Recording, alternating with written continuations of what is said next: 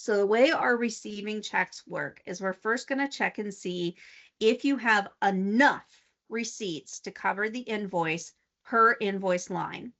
So for the first line, there needs to be at least 3 available, which there is. The second line needs to have at least 11. That can be across one receiver. It could be across multiple receivers. We're just checking to make sure that you have enough received to cover the invoice. What we check for next is, can we assign a specific receiver to that invoice? To do that, we can use packing slip. We can use dollar amounts again. We use exact quantity matches. So if this line 2 was 1 for 11 and 1 for 12, we would choose the 1 for 11 because it matches up to the invoice.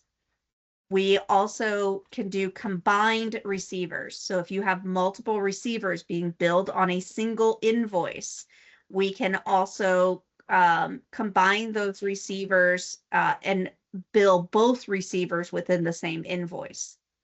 So there's different levels of checks and balances that we can do to make sure that what you are being billed is accurate. And if there is an exception to that, then it can go on hold and you can say who needs to review that exception.